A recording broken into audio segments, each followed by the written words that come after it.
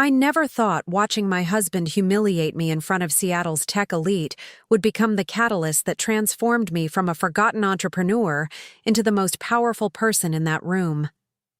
The Emerald City Club's chandelier cast fractured light across the mahogany table as Marcus Sterling, my husband of 4 years, leaned back in his leather chair with the satisfied smirk he wore whenever he felt particularly clever. Before we jump back in, tell us where you're tuning in from, and if this story touches you, make sure you're subscribed, because tomorrow I've saved something extra special for you. Amanda's just not cut out for the corporate world, he announced. To the 12 executives gathered around the table, his voice carrying that condescending tone I'd grown to recognize over years of marriage. She had this little AI startup, but honestly, she couldn't handle the pressure when real business decisions needed to be made. That's why she's much happier now focusing on our home life. The silence that followed felt suffocating. Victoria Blackwood, Pinnacle Technologies' CEO and Marcus's direct supervisor, raised one perfectly sculpted eyebrow while the other executives shifted uncomfortably in their seats. I sat frozen, my fingers gripping the stem of my untouched wine glass, feeling heat rise up my neck as every person at that table absorbed my husband's assessment of my capabilities. What Marcus didn't know, what none of them except Victoria herself knew, was that in 18 hours, I would be sitting in his boss's chair, announcing the most significant technological advancement Pinnacle Technologies had ever developed, and advancement built entirely on the foundation of that little AI startup he'd just dismissed so casually. The evening had started with such promise. Marcus had been unusually attentive while getting ready, actually complimenting my navy blue dress and suggesting I wear the diamond earrings his mother had given me for our anniversary. I should have recognized it as performance preparation rather than genuine affection, but after 4 years of marriage, I still occasionally mistook his public persona management for actual care.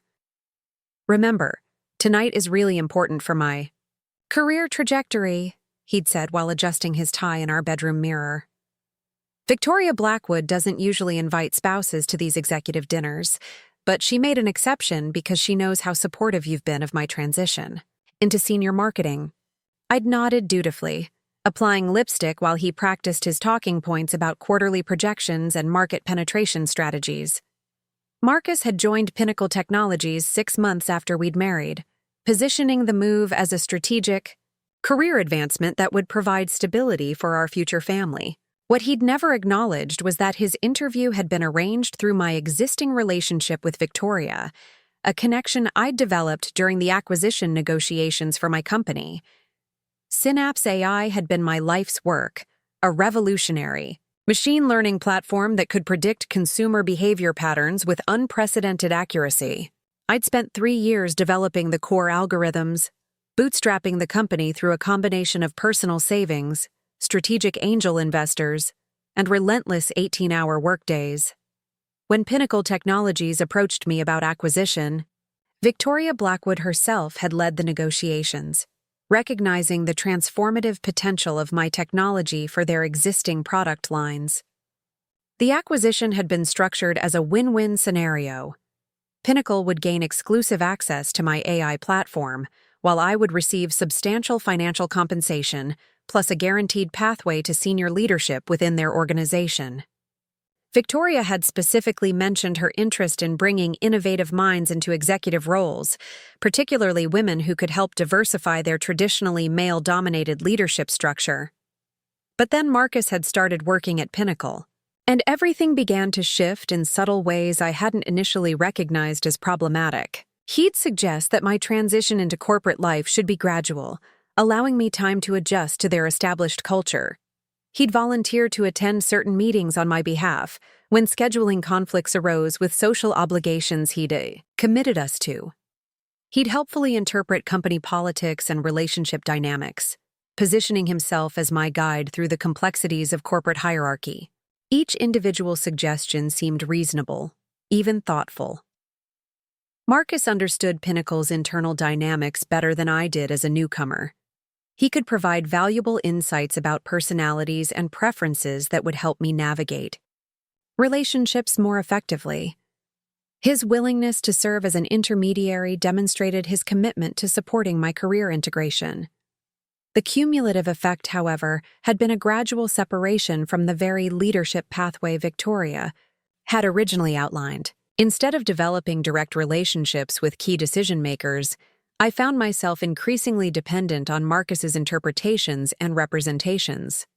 Instead of positioning myself as an innovative technical leader, I became known primarily as Marcus Sterling's supportive wife who'd had some previous business experience. The transformation had been so incremental that I'd barely noticed it happening. One missed meeting led to another. One deferred decision created the precedent for future deferrals. One helpful intervention by Marcus established a pattern of his increasing involvement in my professional relationships. By the time I recognized the pattern, I'd been effectively sidelined from the very company I'd helped position for technological breakthrough. Tonight's dinner was supposed to represent Marcus's culmination as a rising star within Pinnacle's marketing division. Victoria had invited the company's top 12 executives to discuss strategic planning for the upcoming fiscal year, with particular focus on new technology integration and market expansion opportunities. Marcus had been thrilled by the invitation, interpreting it as validation of his growing influence within the organization. "This is exactly the kind of exposure that leads to VP-level promotions," he'd explained while we drove through Seattle's evening traffic toward the Emerald City Club. Victoria specifically mentioned wanting to discuss innovative approaches to product positioning, which is right in my wheelhouse. I'd listened to his enthusiastic planning, feeling a familiar combination of support for his ambitions and frustration about my own marginalized role. The technology they'd be discussing was fundamentally based on my AI platform, yet I was attending as a spouse rather than as the technical innovator who'd created the foundation for their strategic expansion. The Emerald City Club embodied everything about Seattle's tech elite culture that made me simultaneously impressed and uncomfortable. Located on the 42nd floor of a downtown high-rise, the private dining room offered panoramic views of Elliott Bay while maintaining the kind of understated luxury that signaled serious money without ostentation. The members represented a careful blend of old Seattle money and new tech fortunes, creating an atmosphere where disruption and tradition coexisted in careful balance. Victoria Blackwood commanded the room effortlessly, her silver hair styled in a precision bob that framed sharp cheekbones and intelligent gray eyes. At 58, she'd built Pinnacle Technologies from a modest software consulting firm into a major player in enterprise AI solutions, earning recognition as one of the Pacific Northwest's most influential business leaders. Her reputation for strategic thinking and decisive leadership made her both admired and slightly feared within Seattle's competitive tech ecosystem. The other executives represented various aspects of Pinnacle's operations. James Parker, the chief technology officer, had initially been skeptical of acquiring my startup, but had become increasingly enthusiastic as my AI platform exceeded performance projections. Catherine Walsh, the human resources director, had been instrumental in developing retention strategies for technical talent. Michael Thompson, the general counsel, had structured the acquisition agreement that brought my technology into Pinnacle's portfolio. As dinner progressed through multiple courses, conversation flowed between quarterly performance analysis, competitive positioning relative to Amazon and Microsoft, and speculation about emerging technologies that could disrupt their current market advantages. I found myself genuinely engaged with the strategic discussions, occasionally offering insights that drew appreciative nods from several executives.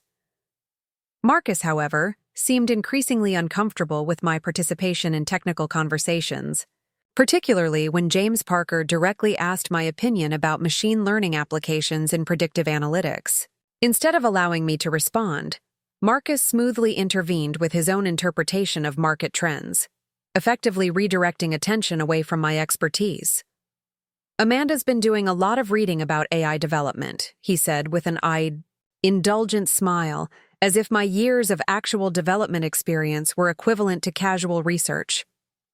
But the real challenge is translating technical capabilities into market-ready solutions that enterprise clients can actually implement. The condescension in his tone was subtle enough that most people might have missed it, but I felt each word like a small cut. He was systematically undermining my credibility while positioning himself as the practical business mind who could bridge the gap between technical innovation and commercial viability. Victoria watched this interaction with an expression I couldn't quite read, her gray eyes moving between Marcus and me with calculating interest. When the conversation shifted to upcoming product launches, she asked a direct question about user interface design challenges that specifically related to my AI platform's implementation. This time, I responded before Marcus could intervene, outlining the technical considerations that had influenced my original design decisions and explaining how those principles could be adapted for enterprise deployment. My answer was detailed, confident, and demonstrated deep understanding of both the technical and commercial implications. The response was immediate and positive. Several executives leaned forward with follow-up questions, clearly recognizing expertise they hadn't previously associated with me. James Parker nodded enthusiastically, mentioning specific challenges his team had encountered that my insights directly addressed. Catherine Walsh asked about scalability considerations that showed she understood the strategic implications of my technology. Marcus's discomfort became increasingly visible as the conversation continued to center on my expertise. His attempts to redirect or reframe the discussion grew more obvious, his interruptions more frequent, his explanations more dismissive of my contributions. The breaking point came when Victoria asked a complex question about future development, roadmaps for AI integration across Pinnacle's product suite. It was exactly the kind of strategic technical question that my background uniquely qualified me to address, representing the intersection of innovation and business strategy that had driven my original startup success. I began outlining a comprehensive approach that balanced technical advancement with market readiness, describing specific development phases that could maximize both performance and commercial viability. The executives around the table were clearly engaged, asking clarifying questions that demonstrated their recognition of my expertise and their interest in the strategic framework I was proposing. Marcus let me finish my explanation, but as soon as I concluded, he delivered the statement that would change everything between us. "You have to understand," he said to the table, his voice carrying a tone of patient explanation. "Amanda's perspective is limited by her lack of experience with large-scale corporate implementation. She created a nice little algorithm, but she's never had to manage the complexities of enterprise deployment or navigate the challenges of stakeholder management across multiple departments." He leaned back in his chair, warming to his theme as he continued dismantling my credibility in front of Seattle's tech leadership. The transition from entrepreneur to corporate executive requires a completely different skill set. Amanda's just not cut out for the corporate world. She had this little AI startup, but honestly, she couldn't handle the pressure when real business decisions needed to be made. That's why she's much happier now focusing on our home life. The silence that followed felt absolute. Every conversation thread died simultaneously as 12 of Seattle's most powerful tech executives absorbed my husband's public assessment of my capabilities. Preparing and narrating this story took us a lot of time, so if you are enjoying it, subscribe to our channel. It means a lot to us. Now back to the story. I felt my face burning with humiliation as I realized that Marcus had just systematically destroyed 4 years of careful relationship building in a single, devastating character assassination. But more than humiliation, I felt a cold clarity settling over me as I recognized the calculated nature of his attack. This wasn't spontaneous frustration or social awkwardness. This was strategic positioning designed to eliminate me as a potential threat to his own advancement within Pinnacle Technologies. Marcus had been building this narrative gradually over months, subtly undermining my credibility while positioning himself as the practical business mind who could effectively leverage my technical innovations. Tonight's dinner had provided the Perfect opportunity to publicly establish the definitive version of our professional relationship hierarchy. Victoria Blackwood's expression remained carefully neutral, but I caught something flickering in her gray eyes that suggested she was processing information the other executives couldn't access. When she spoke, her voice carried the calm authority that had made her one of Seattle's most respected business leaders. "That's a fascinating perspective, Marcus," she said, her tone giving no indication of her actual thoughts. "Corporate transitions can indeed be challenging, particularly when they involve integrating innovative technologies with established business processes." She turned to look directly at me for the first time since Marcus's assessment, her gaze steady and unreadable. "Amanda, what's your view on the relationship between technical innovation and corporate implementation? Do you think there are fundamental incompatibilities between entrepreneurial thinking and enterprise management?" The question was clearly a test, though I wasn't certain whether Victoria was testing my resilience, my competence, or my reaction to Marcus's public humiliation.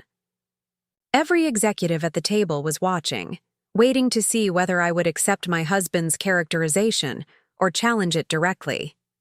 I took a slow breath, feeling the weight of the moment and the implications of whatever response I chose. Marcus was watching me with the confident expectation that I would defer to his assessment, perhaps offering a gracious acknowledgement of my limitations while expressing gratitude for his guidance and support.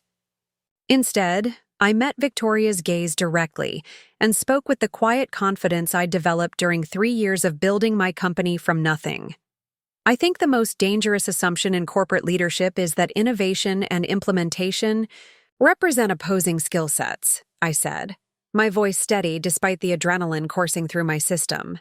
"The most successful technology companies are those that maintain entrepreneurial thinking within enterprise structures, creating environments where breakthrough solutions can be developed and deployed simultaneously." I paused, allowing my words to register before continuing. The AI platform that Pinnacle acquired wasn't just a technical achievement. It was designed from the ground up with enterprise implementation in mind, incorporating scalability considerations, user interface optimization, and integration protocols that could adapt to complex corporate environments. The reason it's been successful within your organization isn't because someone else figured out how to implement it. It's because the implementation strategy was built into the original design. The silence that followed my response felt completely different from the uncomfortable quiet after Marcus's assessment. This silence hummed with attention and evaluation as 12 executives processed the implications of what I'd just revealed about my role in Pinnacle's current success. Marcus's face had gone pale as he realized that his attempt to marginalize me had instead created a platform for me to demonstrate exactly the kind of expertise and leadership thinking that Victoria valued most. His strategy had backfired spectacularly, exposing not only his willingness to undermine his own wife, but also his fundamental misunderstanding of my actual contributions to the company. Victoria nodded slowly, a slight smile playing at the corners of her mouth as she absorbed my response. When she spoke again, her voice carried a note of satisfaction that suggested she'd received exactly the answer she'd been hoping for. "That's precisely the kind of integrated thinking that Pinnacle needs as we expand our AI capabilities," she said, her eyes still focused on me rather than Marcus. "Technical innovation without implementation strategy is just interesting research. Implementation strategy without technical innovation is just efficient mediocrity. The real value comes from leaders who can seamlessly integrate both perspectives." She turned to address the entire table, but her words felt directed specifically at me. "Which brings me to an announcement I'd planned to make later this evening.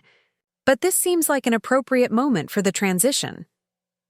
Victoria stood, commanding immediate attention from everyone in the room. Marcus looked confused and increasingly anxious as he sensed that whatever was coming would not align with his expectations for the evening. "Effective tomorrow morning, I'll be announcing my transition from CEO to chairman of the board, a change that will allow me to focus on strategic planning and long-term vision, while ensuring operational leadership remains with someone who embodies Pinnacle's commitment to innovation and implementation excellence. My heart began beating faster as I realized where this announcement was heading, though I couldn't quite believe the implications of what Victoria seemed to be suggesting. Our new CEO brings a unique combination of technical expertise, entrepreneurial experience, and strategic thinking that positions Pinnacle for the next phase of growth in the AI revolution. Victoria's eyes met mine directly as she delivered the words that would transform everything. Ladies and gentlemen, I'm pleased to introduce Amanda Sterling, who will be taking over as Chief Executive Officer of Pinnacle Technologies, effective tomorrow morning. The explosion of sound that followed, chairs scraping, voices overlapping in surprise and congratulation, seemed to come from a great distance as I processed the magnitude of what had just happened. In the span of 10 minutes, I had gone from being publicly humiliated as an incompetent housewife to being announced as the CEO of one of Seattle's most influential technology companies. But even more significant than the professional transformation was the personal revelation crystallizing in my mind as I looked at Marcus's shocked expression. For 4 years, I had allowed him to gradually diminish my professional identity, accepting his interpretations of my capabilities and his assessments of my potential. I had trusted his guidance about corporate culture and deferred to his judgment about strategic positioning. Tonight, I finally understood that Marcus hadn't been protecting me from corporate challenges or helping me navigate complex relationships. He had been systematically undermining my credibility to eliminate me as competition for advancement within the very company my innovations were helping to transform. The Emerald City lights glittered beyond the club's windows as Victoria approached, to shake my hand, her grip firm and her smile genuine. Around us, executives who had witnessed my husband's attempted character assassination were now congratulating me on an appointment that retroactively revealed just how wrong his assessment had been. As I accepted their congratulations and began processing the implications of my new role, one thought echoed clearly in my mind. The woman Marcus had just described as unfit for corporate leadership would be signing his performance evaluations by the end of the week. The breaking point had indeed changed everything, but not in the way my husband had intended. The morning, light filtering through our bedroom curtains felt different somehow, charged with possibility and danger in equal measure. I'd barely slept, my mind spinning through the implications of Victoria's announcement and the seismic shift it represented. In every aspect of my life, Marcus lay beside me, his breathing steady but his posture rigid, suggesting he was equally awake and processing the previous evening's revelations.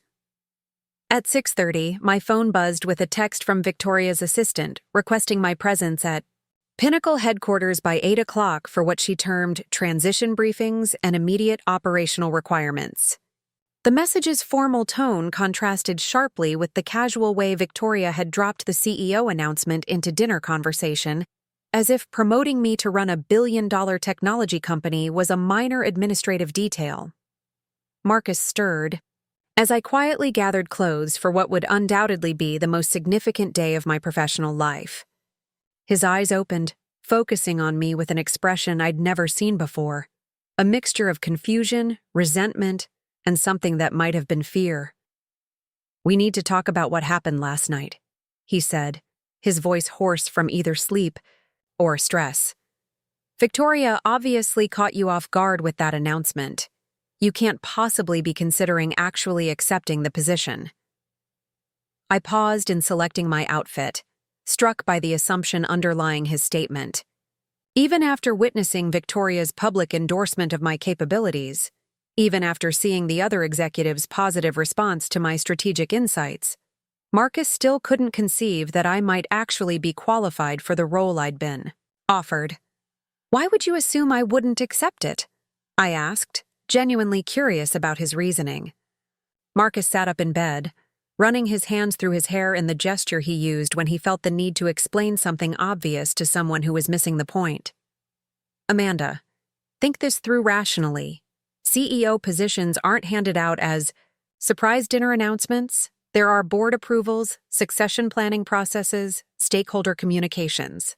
Victoria was clearly making some kind of statement about diversity or innovation, but the actual implementation will involve committees and consultants and months of transition planning. He stood and moved toward me, reaching for my hands in the intimate gesture he employed when he wanted to ensure I was really listening to his guidance. More importantly, you're not prepared for this level of responsibility. Running a small startup is completely different from managing a corporation with over 800 employees and international operations. The learning curve would be impossible. The stress would be overwhelming, and honestly, the scrutiny would be brutal for both of us. I gently extracted my hands from his grip, studying his face as I processed not just his words, but the entire framework of assumptions they revealed. Marcus genuinely believed that my promotion was either a symbolic gesture or a mistake that would be quietly corrected once rational analysis prevailed. He couldn't integrate the evidence of my competence with his established understanding of our relationship dynamics. What if it's not a symbolic gesture? I asked. What if Victoria has been planning this transition for months and chose me because she believes I'm actually the best person to lead Pinnacle through its next growth phase? Marcus's expression shifted to the patient condescension he used when he felt I was being naive about business realities. Sweetheart, I know you want to believe that, but corporations don't work that way. CEO appointments are strategic decisions that involve market analysis, stakeholder management, and careful consideration of public perception. Victoria's announcement was either impulsive or political, but either way, it won't survive the practical implementation process. As he spoke, I realized I was witnessing something remarkable. Marcus was so invested in his narrative about my limitations that he literally couldn't process information that contradicted his established beliefs. The evidence from the previous evening, my technical expertise, my strategic insights, the other executives' positive responses, all of it was being filtered through his conviction that I was fundamentally unsuited for senior leadership.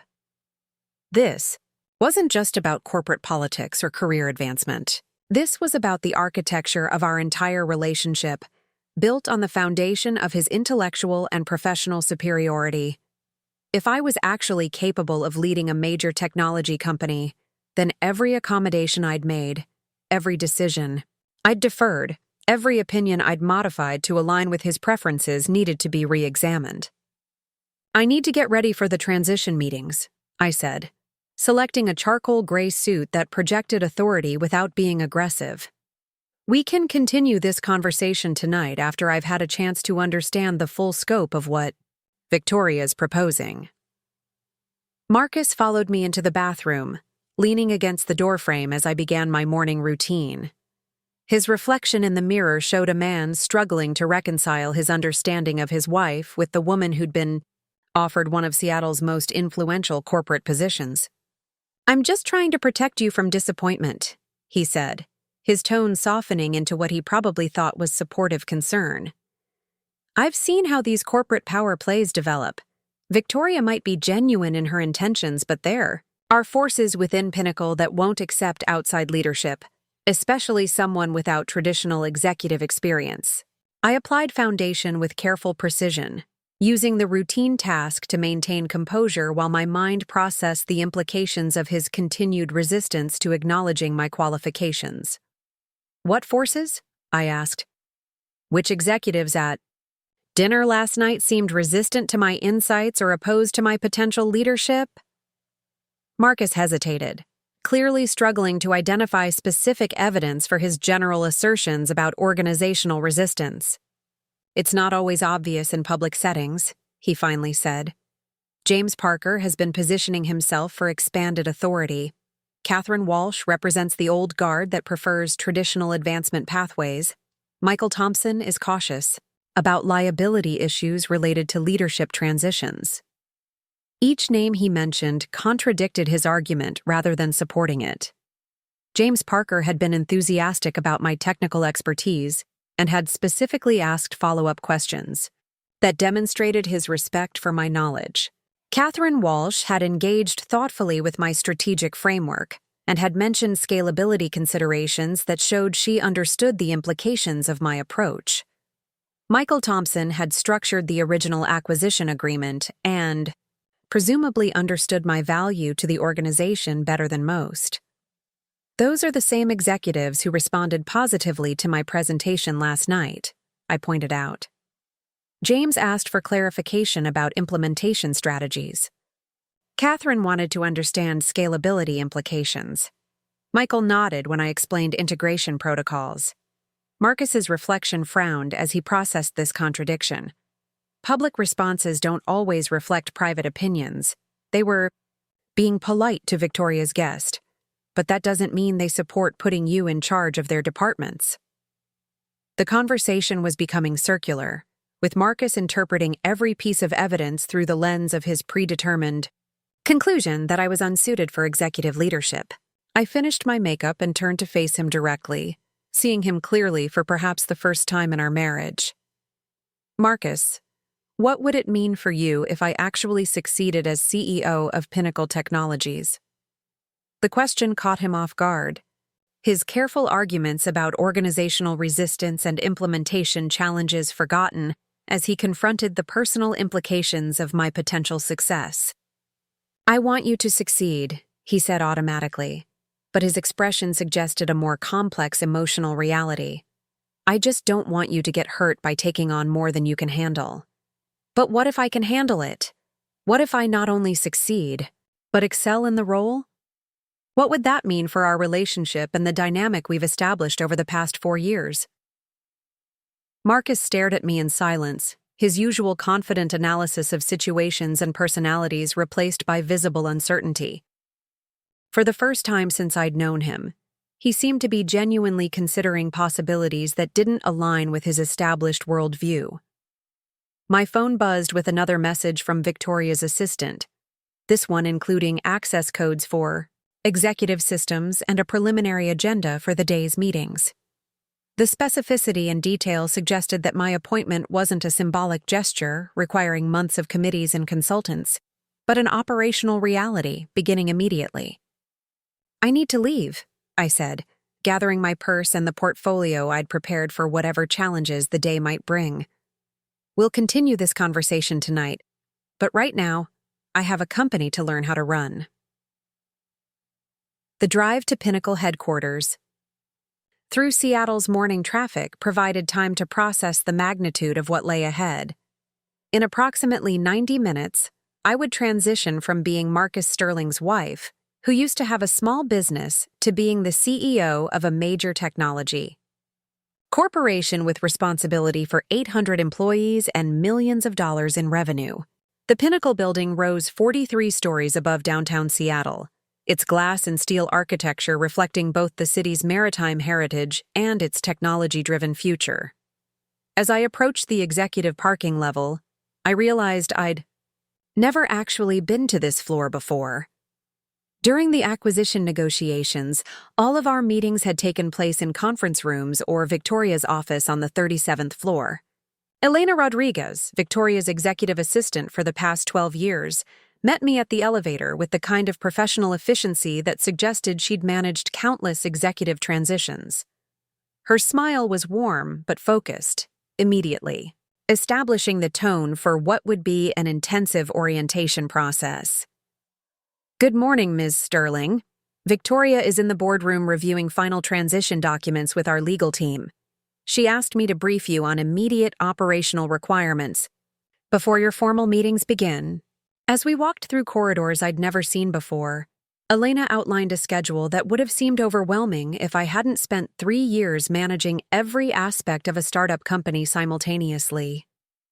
Your first meeting is with the senior leadership team at 9 o'clock, followed by individual sessions with each department head through the afternoon. The board of directors will convene virtually at 4 o'clock to formally ratify your appointment, and we've scheduled a company-wide announcement for 5:30.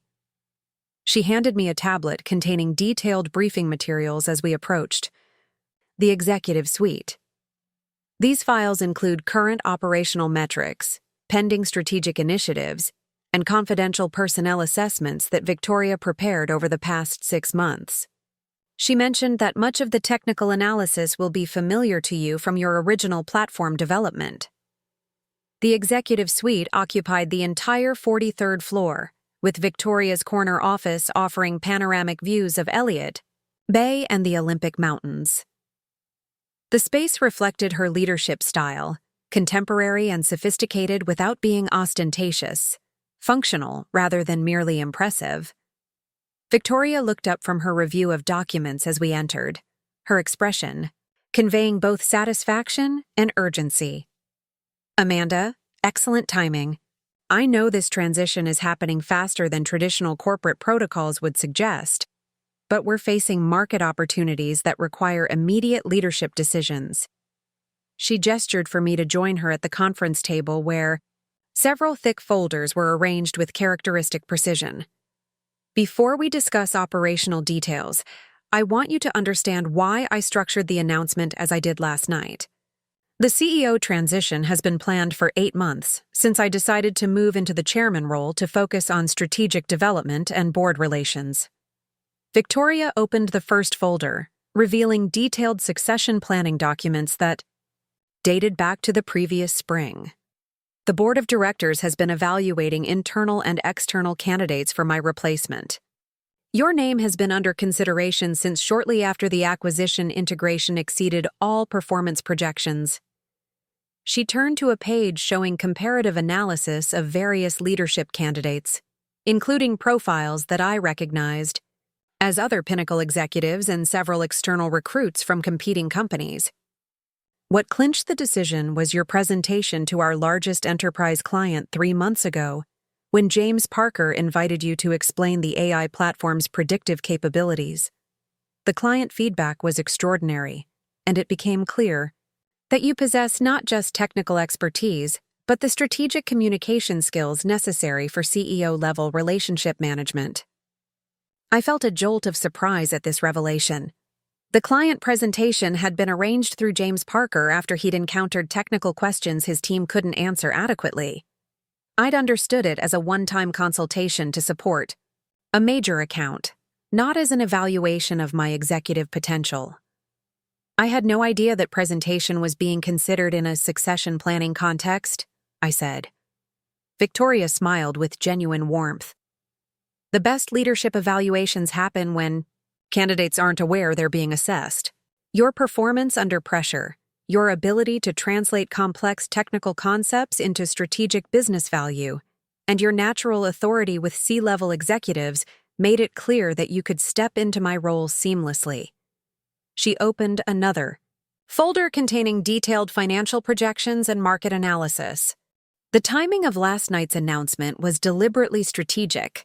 Marcus's public assessment of your capabilities provided the perfect contrast to demonstrate your actual qualifications.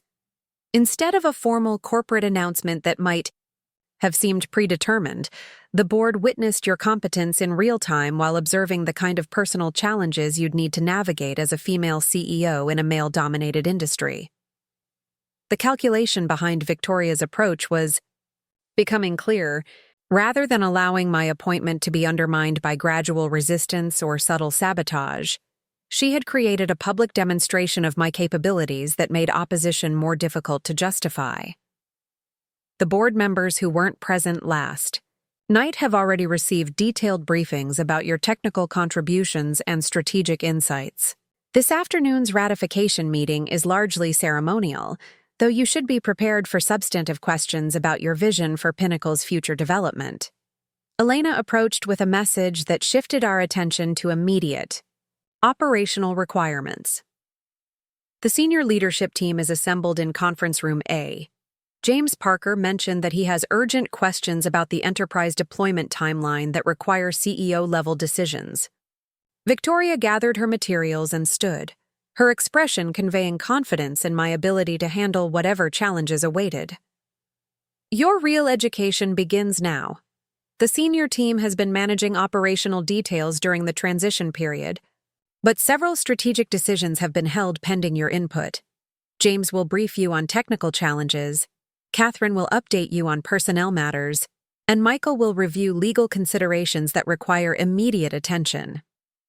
As we walked toward the conference room, Victoria offered one final piece of guidance. Remember that leadership authority comes not just from title or position, but from demonstrated competence and strategic thinking. These executives have worked with you during the acquisition integration and have seen your capabilities firsthand. Trust your knowledge and your instincts. The conference room contained 6 executives seated around a polished walnut table, each with detailed briefing materials and expressions that ranged from enthusiastic support to cautious evaluation. James Parker stood as we entered, his smile genuine and welcoming. Amanda, congratulations on the appointment. I've been looking forward to working directly with you on the AI platform expansion. Catherine Walsh nodded approvingly from across the table. The timing is perfect for addressing several personnel development initiatives we've been planning.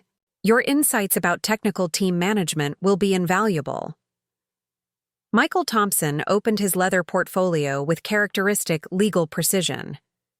There are 3 contracts requiring CEO approval before close of business today, all related to international expansion opportunities that align with your original technology specifications. As I took my seat at the head of the table, I felt a strange combination of nervousness and recognition. This was simultaneously completely new territory and exactly where my expertise and experience had been preparing me to function. David Chen, the Chief Financial Officer, began the briefing with current revenue projections and budget allocation recommendations for the next fiscal quarter. His analysis incorporated performance metrics from my AI platform that demonstrated its impact on Pinnacle's competitive positioning. The technology integration has exceeded all financial projections, he reported. Enterprise clients are reporting productivity improvements of up to 35%, which has generated substantial renewal rates and referral business. Lisa Chang, the head of our technical development division, followed with detailed updates on product enhancement projects that built directly on my original algorithms. We're ready to launch the next generation interface, but we need strategic guidance about feature prioritization and market timing. The technical capabilities are ready, but the business strategy requires CEO-level input. For the next 2 hours, I found myself engaged in exactly the kind of strategic technical leadership I'd envisioned when I first developed my company. These weren't abstract corporate management challenges, but concrete decisions about technology, development, market positioning, and organizational growth that drew directly on my expertise and experience. The most significant realization wasn't about my qualifications for the CEO role, but about how dramatically my perspective had been constrained during my marriage to Marcus. For 4 years, I'd accepted his assessment that my startup experience was insufficient preparation for corporate leadership. I'd deferred to his judgment about strategic thinking and relationship management. I'd allowed him to gradually convince me that my technical expertise was valuable but limited. Now, sitting in this conference room and engaging with complex strategic decisions that required exactly the combination of technical knowledge and business insight I'd developed during 3 years of building my company, I understood how completely Marcus had misrepresented both my capabilities and the requirements of executive leadership. The conversation flowed naturally between technical specifications and market strategy, between personnel development and competitive positioning. Each topic built on knowledge I already possessed, requiring not the steep learning curve Marcus had predicted, but rather the integration of expertise I'd been accumulating throughout my entrepreneurial experience. As the morning session concluded, Catherine Walsh approached with a question that revealed another dimension of the situation I hadn't previously considered. Amanda, we should discuss how to handle potential conflicts of interest related to Marcus's position within the company. As CEO, you'll technically be in his supervisory chain, which creates both legal and practical considerations. The question highlighted an aspect of my appointment that I'd been too overwhelmed to fully process. As CEO of Pinnacle Technologies, I would indeed have authority over Marcus's career development, performance evaluation, and continued employment with the company. More significantly, I would have access to personnel records and performance assessments that might provide entirely new perspectives on his actual contributions to the organization. "What does his current performance record indicate?" I asked, realizing that I'd never actually seen objective evaluation of Marcus's work at Pinnacle. Catherine's expression became carefully neutral as she opened a confidential personnel file. "His technical competence is adequate, but his collaboration scores have been consistently problematic. Several colleagues have reported concerns about his tendency to take credit for team contributions and his reluctance to acknowledge others' expertise." She turned to a page containing specific incident reports that painted a picture of professional behavior that seemed disturbingly familiar. "Most notably, there have been recurring issues with his representation of your role in the AI platform development. Multiple colleagues have expressed confusion about why he consistently minimizes your contributions during project meetings." The revelation was simultaneously shocking and completely predictable. Marcus's pattern of undermining my credibility wasn't limited to our marriage, but extended to his professional interactions where he had been systematically misrepresenting my technical contributions while positioning himself as the primary liaison to my innovations. As I reviewed the documented evidence of his professional conduct, I understood that the previous evening's public humiliation hadn't been an isolated incident of social awkwardness, but rather a culmination of months of calculated effort to separate me from recognition for my own work. Victoria appeared in the doorway as Catherine concluded her briefing. "How are the morning sessions progressing?" she asked, though her expression suggested she already knew the answer. "Better than I anticipated," I replied honestly. "The strategic challenges are complex, but they build on knowledge and experience I already have, rather than requiring completely new skill development." Victoria nodded with satisfaction. "That's exactly what we expected based on your track record. The afternoon schedule includes one-on-one meetings with each department head, followed by the board ratification session." She paused, her expression becoming more serious. "There's one additional matter we need to address before the day progresses further.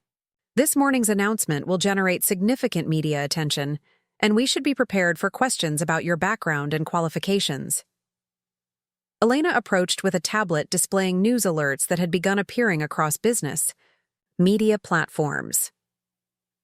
"The Seattle Business Journal is already reporting on your appointment, and the Technology Review has requested an interview about your strategic vision for AI development in enterprise applications."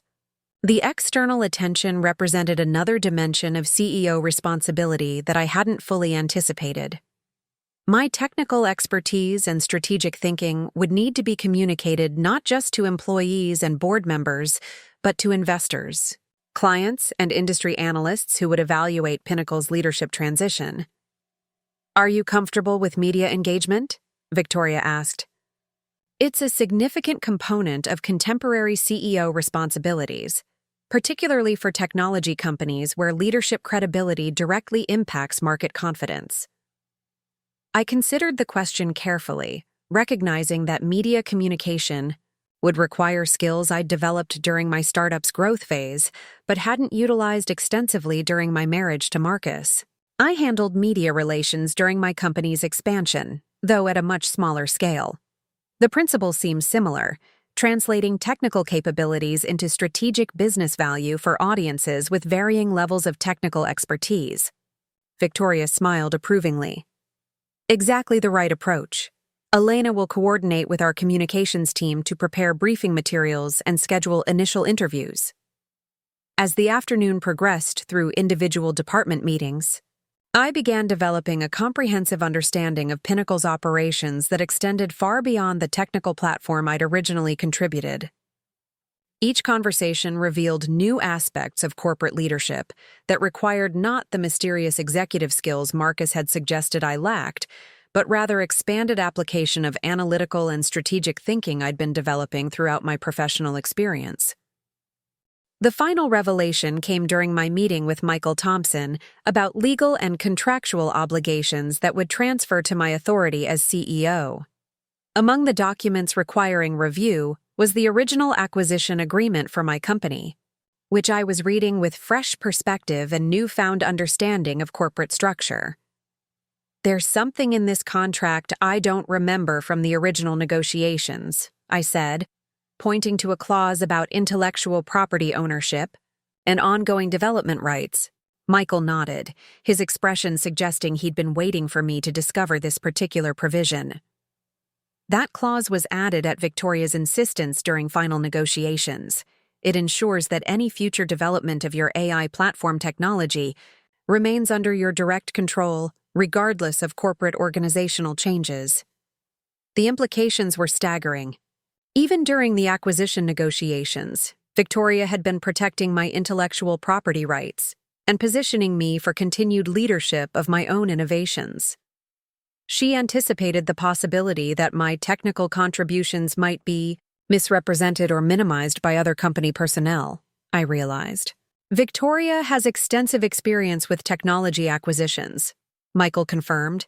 "She's seen talented innovators gradually separated from their own work through internal politics and relationship dynamics. This contract structure ensures that can't happen."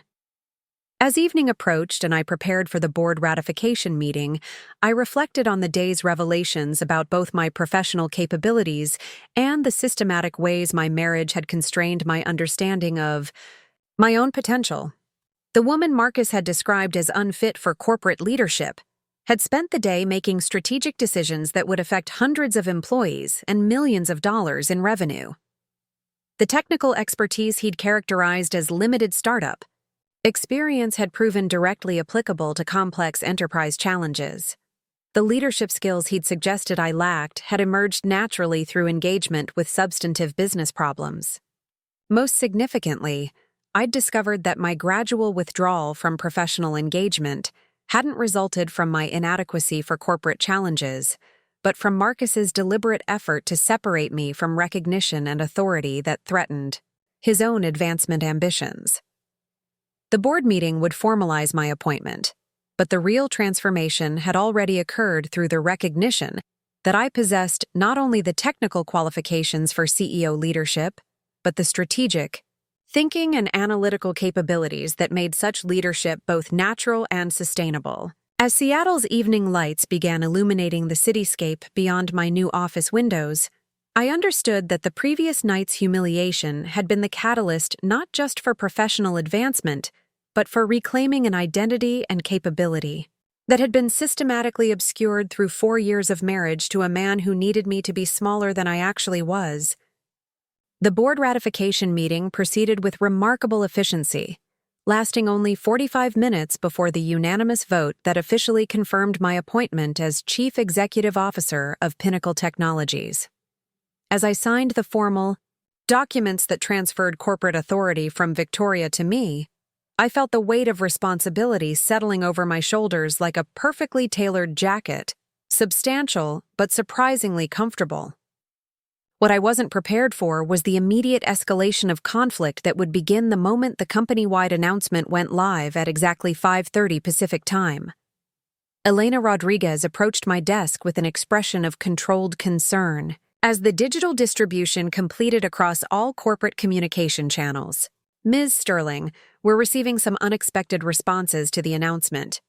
Several department managers are reporting that employees have questions about the leadership transition that seem to reflect misinformation about your background and qualifications."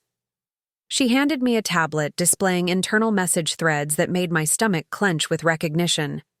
The messages weren't overtly hostile, but they carried undertones of confusion and skepticism that seemed oddly coordinated in their themes. "Is it normal for senior managers to question my technical background, given that my AI platform has been central to our recent success?" Read one message from a mid-level operations supervisor.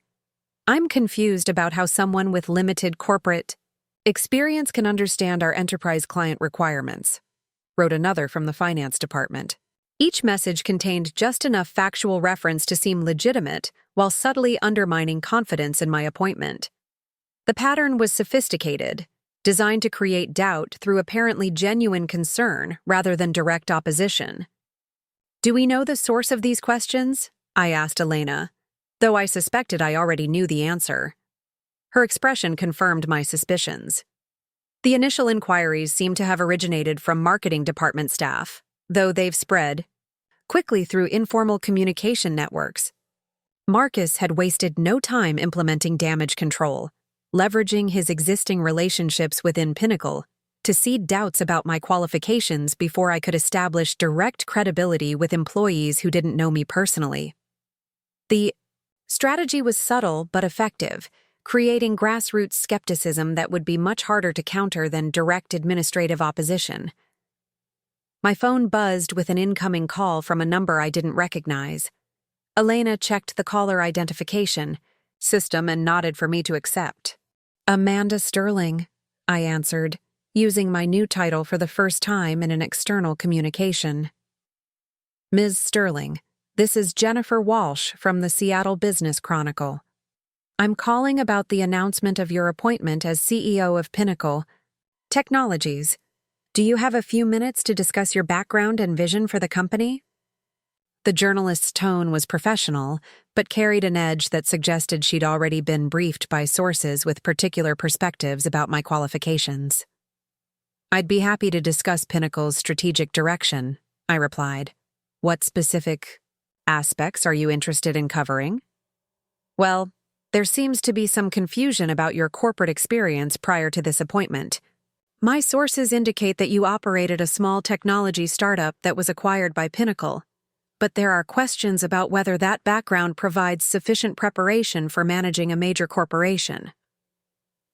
The phrasing was carefully neutral, but the implication was clear. Someone had provided Jennifer Walsh with talking points designed to highlight potential weaknesses in my resume while avoiding direct accusations of incompetence.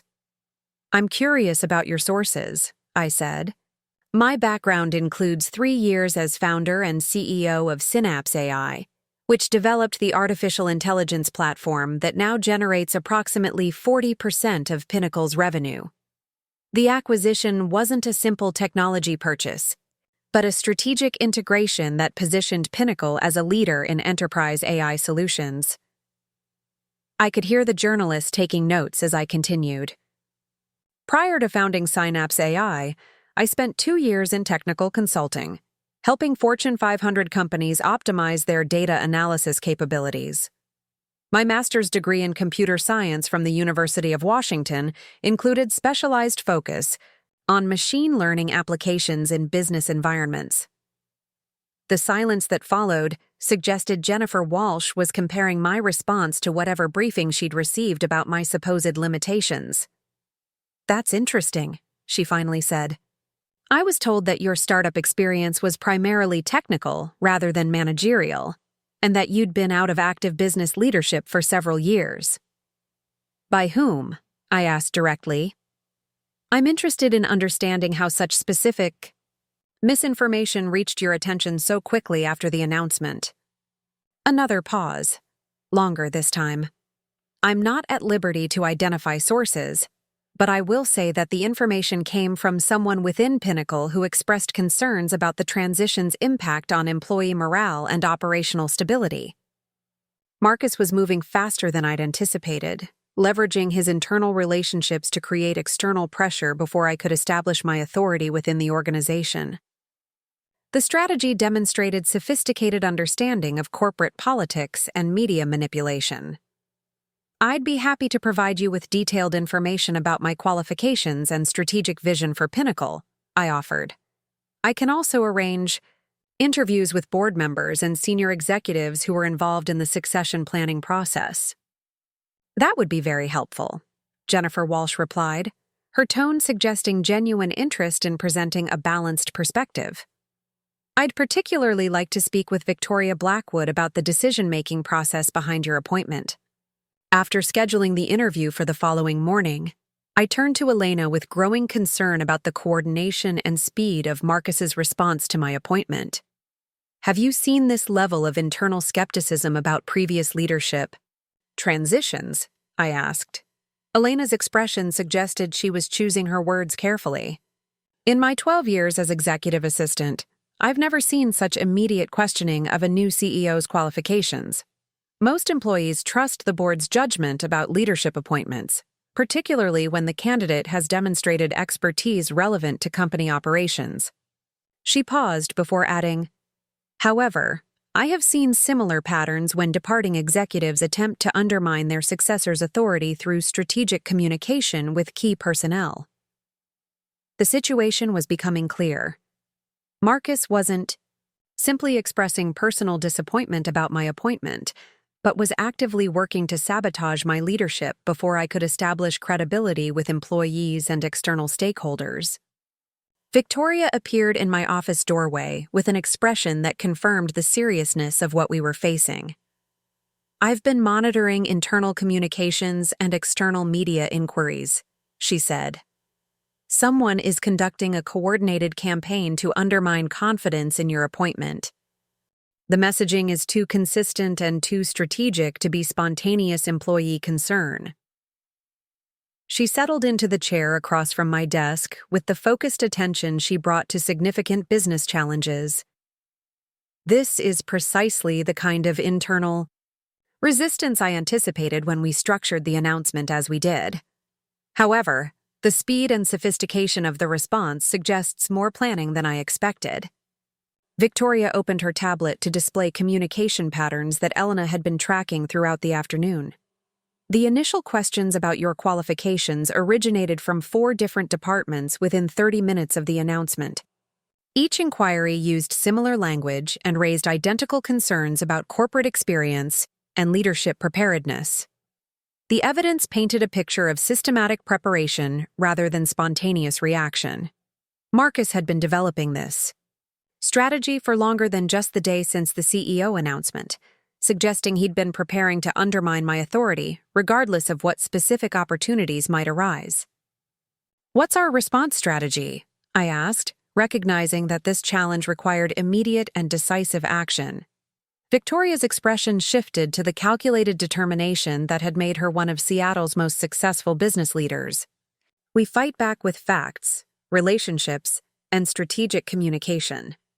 Your appointment was based on documented performance and board evaluation. We have metrics, testimonials, and strategic analysis that demonstrate your qualifications beyond any reasonable doubt." She stood and moved to the whiteboard that dominated one wall of my office, beginning to outline a comprehensive response framework.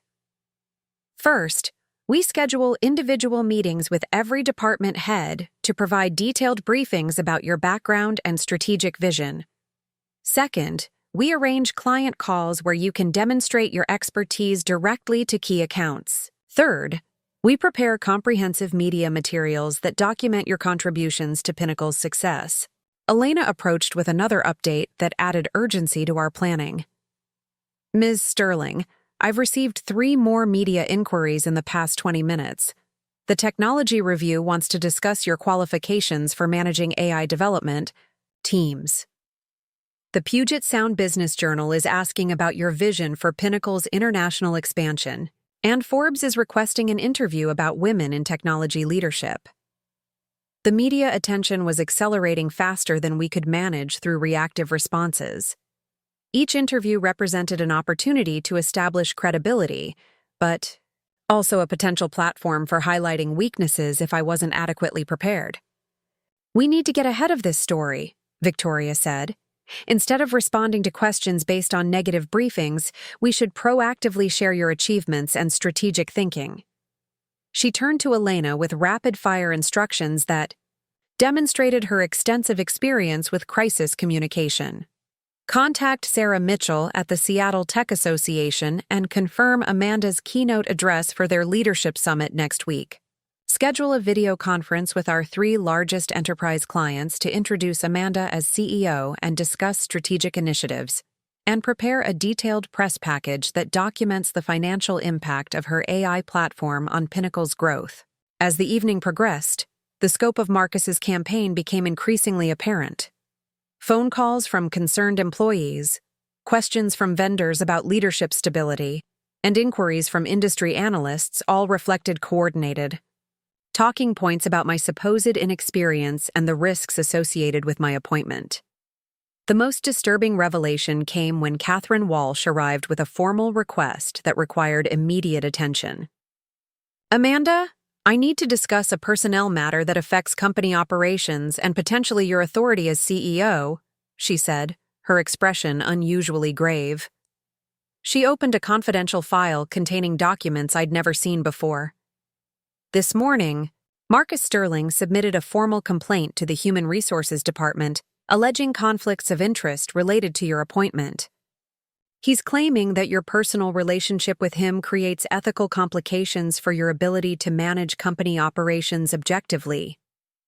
The complaint document was extensive and professionally written, suggesting legal consultation in its preparation. Marcus was arguing that my marriage to a Pinnacle employee created inherent bias that compromised my judgment about personnel decisions, strategic priorities, and resource allocation. More specifically, Catherine continued, he's requesting reassignment to a different department to avoid potential conflicts, while simultaneously suggesting that your appointment should be reconsidered pending resolution of these ethical concerns. The sophistication of the legal strategy was impressive and deeply threatening. Marcus was positioning himself as the responsible party concerned about corporate ethics, while creating documentation that could be used to challenge my leadership through formal channels. "What's the standard procedure for addressing this type of complaint?" I asked. Catherine's expression suggested she'd been researching the same question. "Normally, such concerns would be reviewed by the CEO and board of directors to determine appropriate measures. However, since you're the subject of the complaint, the board would need to evaluate both the allegations and the response procedures." The timing was strategically perfect. Just as I was beginning to establish authority as CEO, Marcus had created a formal process that would require board oversight of my decisions while generating additional questions about my qualifications and judgment. Victoria reviewed the complaint documents with the analytical focus she brought to complex business challenges. "This is sophisticated legal maneuvering," she concluded. "Marcus has obviously consulted with employment attorneys to structure this complaint in ways that create maximum procedural complications while maintaining the appearance of ethical concern." She turned to Catherine with a direct question that cut to the heart of our response strategy. "In your professional assessment, do these allegations have any merit based on standard corporate ethics guidelines?" Catherine's response was immediate and definitive. "Absolutely not. Spousal relationships between employees are common and manageable through standard disclosure and oversight procedures. The suggestion that marriage creates inherent conflicts of interest for CEO responsibilities has no basis in employment law or corporate governance standards." However, she continued with obvious concern, "the formal complaint process creates procedural requirements that could be used to delay or complicate your ability to implement strategic decisions while the review is pending." The legal trap was becoming clear. Even if the complaints were ultimately dismissed as baseless, the review process could effectively paralyze my leadership during the critical first weeks when new CEOs typically establish their authority and strategic direction. Elena approached with another development that confirmed the coordination behind Marcus's actions. "I've received a call from Robert Chen at Montgomery & Associates, the employment law firm that represents several local technology companies. He's requesting a meeting to discuss potential workplace issues related to recent leadership changes at Pinnacle Technologies." Victoria's expression hardened as she recognized the implications. Montgomery & Associates specializes in executive employment disputes. They wouldn't be contacting us unless they'd been retained by someone who's planning formal legal action. The scope of Marcus's strategy was becoming clear. He wasn't simply expressing personal disappointment or professional concerns, but was implementing a comprehensive legal and public relations campaign designed to undermine my appointment through multiple simultaneous channels. He's attacking on 3 fronts, I realized. Internal employee relations through coordinated skepticism about my qualifications. External media through strategic briefings that highlight supposed weaknesses. And formal legal challenges through ethics complaints and employment law procedures. Victoria nodded grimly. It's a sophisticated campaign that demonstrates significant preparation and professional consultation. Marcus has obviously been planning this response for longer than just the past 24 hours. The revelation was both shocking and entirely consistent with the pattern of manipulation I'd been discovering throughout our marriage. Marcus had been systematically undermining my professional credibility while simultaneously preparing legal and strategic responses to prevent me from reclaiming authority over my own innovations. "What's our comprehensive response strategy?" I asked, recognizing that reactive measures wouldn't be sufficient against such coordinated opposition. Victoria moved back to the whiteboard and began outlining a multi-pronged counteroffensive that would address each aspect of Marcus's campaign. We respond with overwhelming evidence of competence, strategic vision, and leadership capability. Instead of defending against his allegations, we demonstrate your qualifications so comprehensively that his complaints appear petty and groundless. She wrote rapidly as she spoke, creating an action plan that would consume the next several days. Monday morning, we hold an all-hands company meeting where you present your strategic vision for Pinnacle's growth, including specific initiatives that build on your AI platform innovations. Tuesday, we arrange client calls with our 5 largest accounts to discuss expansion opportunities under your leadership. Wednesday, you deliver the keynote address at the Seattle Tech Association Summit, establishing your credibility within the broader industry community.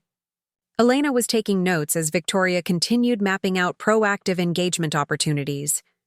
Simultaneously, we prepare comprehensive documentation of your technical contributions, financial impact, and strategic insights for board review.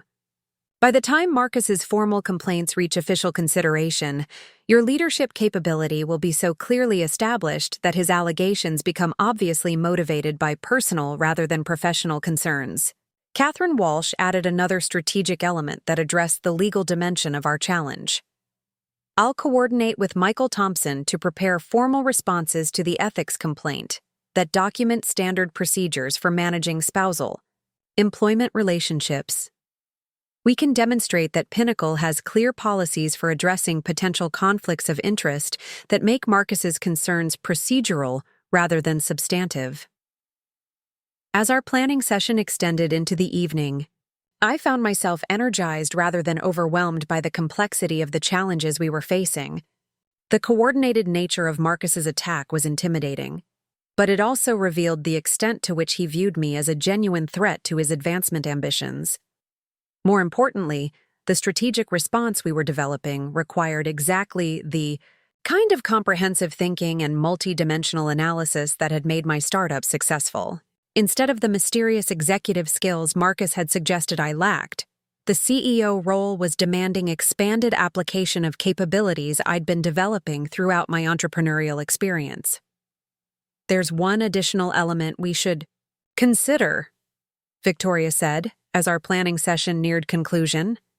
"The timing of Marcus's campaign suggests he's been preparing for the possibility of your appointment for some time. We should investigate whether he's been gathering information or building alliances within the company that could support his efforts to undermine your authority." Elena's expression suggested she'd been considering the same possibility. "I've noticed some unusual patterns in department communications over the past few weeks. Several managers have been asking questions about succession planning and leadership qualifications that seemed premature, given that Victoria's transition timeline hadn't been announced." The implication was disturbing. Marcus might have been conducting his own intelligence gathering within Pinnacle, identifying potential allies and preparing strategic responses before my appointment was officially confirmed. "We need to understand the full scope of what we're dealing with," I decided. "Catherine, can you discreetly review recent personnel communications to identify any patterns that suggest coordinated opposition to my leadership?" "Absolutely," she replied. I'll prepare a confidential analysis of internal communications and stakeholder relationships that might be relevant to current dynamics. As I prepared to leave the office for what would undoubtedly be a difficult conversation with Marcus about his formal complaint and legal maneuvering, Victoria offered one final piece of strategic guidance. Remember that the best response to coordinated opposition is systematic demonstration of competence and vision. Marcus is betting that you'll be overwhelmed by the legal and procedural complexity of his challenges. Prove him wrong by excelling at exactly the leadership responsibilities he claims you can't handle. The drive home through Seattle's evening traffic provided time to process the magnitude of what I was facing. In less than 24 hours, I had gone from being announced as CEO to managing a sophisticated campaign designed to undermine my appointment through legal, procedural, and public relations channels. But instead of the intimidation Marcus had probably expected, I felt a growing clarity about both the challenges ahead and my capability to address them. The strategic complexity of our response planning was intellectually engaging rather than overwhelming. The multidimensional nature of the problems required exactly the kind of analytical thinking and systematic approach that had made my startup successful. Most importantly, I understood that Marcus's coordinated attack wasn't evidence of my inadequacy for CEO responsibilities, but rather confirmation that he recognized my actual qualifications and viewed me as a significant threat to his own advancement ambitions. As I pulled into our driveway, I realized that the conversation awaiting me with my husband wouldn't be about marriage counseling or relationship repair, but about corporate warfare between competing visions of my professional capabilities and potential. The woman Marcus had publicly dismissed as unfit for corporate leadership would be walking into our house as the CEO of a major technology company, armed with comprehensive strategic plans for countering his systematic attempts to undermine her authority. The first battle was indeed underway, but I was no longer fighting from a position of surprise or disadvantage. I was fighting from a position of documented competence, strategic preparation, and growing confidence in my ability to outmaneuver the man who thought he understood my limitations better than I understood my own capabilities. The confrontation I expected when I arrived home that evening never materialized. Instead, I found Marcus in his study, surrounded by legal documents and speaking quietly into his phone with the kind of measured tones he used for important business negotiations. He glanced up when I appeared in the doorway, offering a brief nod of acknowledgement before returning to his conversation with what I assumed was his attorney. The absence of immediate confrontation felt more ominous than open conflict would have. Marcus was clearly implementing a carefully planned strategy that extended far beyond emotional reaction to my appointment. As I listened to fragments of his conversation, words like corporate governance, fiduciary responsibility, and stakeholder protection made it clear that his legal consultation was both extensive and sophisticated. I retreated to our bedroom to change clothes and process the day's revelations while he concluded his call. When he finally appeared an hour later, his demeanor was calm and businesslike, completely lacking the emotional intensity I'd expected, given the magnitude of what had transpired between us. I assume you've been briefed about the formal complaint I filed with Human Resources, he said without preamble, settling into the reading chair by our bedroom window. I want you to understand that it's not personal. It's about protecting Pinnacle's stakeholders from potentially compromised decision-making. The clinical detachment in his voice was more unsettling than anger would have been. Marcus was treating our marriage as a strategic consideration in his campaign against my leadership, rather than as a relationship requiring emotional navigation. The complaint alleges conflicts of interest that don't actually exist under standard corporate governance guidelines, I replied, maintaining equally professional composure. Catherine Walsh confirmed that spousal employment relationships are manageable through routine disclosure and oversight procedures. Marcus smiled with the confidence of someone who'd anticipated this response and prepared counter-arguments. Catherine Walsh is hardly an objective assessor in this situation. As head of Human Resources, she reports directly to you as CEO. which creates its own bias toward minimizing potential problems with your appointment. He opened a leather portfolio containing documents I recognized as legal briefings. More. Importantly, the issue isn't whether conflicts of interest can be managed theoretically, but whether they should be accepted when alternative leadership options exist that don't carry these complications. The sophistication of his argument revealed extensive legal consultation and strategic planning. Marcus wasn't simply raising procedural objections, but building a comprehensive case for reconsidering my appointment based on risk assessment and corporate governance best practices. What alternative leadership options? I asked, though I suspected I already knew his preferred answer. The board's succession planning process was accelerated and compressed due to Victoria's unexpected timeline. A more thorough evaluation would naturally consider internal candidates who have demonstrated corporate leadership within Pinnacle's established structure. Internal candidates. Marcus was positioning himself as the logical alternative to my appointment, using his 4 years at Pinnacle and his understanding of internal dynamics as qualifications that outweighed my technical expertise and entrepreneurial experience. You're suggesting that you should have been considered for the CEO position, I said, recognizing the ambition that had been driving his systematic undermining of my credibility. Marcus's expression remained carefully neutral, but I caught a flicker of satisfaction at my recognition of his strategy. I'm suggesting that proper succession planning would have included comprehensive evaluation of all qualified candidates, particularly those who understand Pinnacle's culture and have established relationships with key stakeholders. The conversation was revealing the true scope of Marcus's campaign against my leadership. This wasn't about protecting corporate interests or managing conflicts of interest. This was about his belief that he deserved the CEO position I'd been offered, combined with his conviction that my appointment represented a mistake that could be corrected through legal and procedural challenges. My phone buzzed with a text. Message from Elena Rodriguez requesting urgent consultation about media strategy. The Seattle Business Chronicle interview scheduled for the following morning had expanded into a panel discussion that would include several other technology executives, creating both opportunity and risk for establishing my credibility within the broader industry community. I need to prepare for tomorrow's media appearances, I said, gathering my materials while Marcus reviewed his legal documents. We'll continue this conversation later. Actually, Marcus said, looking up from his portfolio, we should discuss how to coordinate our public communications to minimize potential damage to both our careers. The suggestion was simultaneously reasonable and manipulative. Marcus was proposing unified messaging that would protect his reputation while constraining my ability to respond effectively to his allegations. What kind of coordination did you have in mind? I asked. Nothing dramatic or confrontational that might generate negative publicity for Pinnacle or create legal complications for either of us. Professional statements that acknowledge the complexity of the situation while emphasizing our mutual commitment to the company's success. Translation. Marcus wanted me to avoid saying anything that might expose his systematic campaign to undermine my appointment or highlight the baseless nature of his conflict of interest allegations.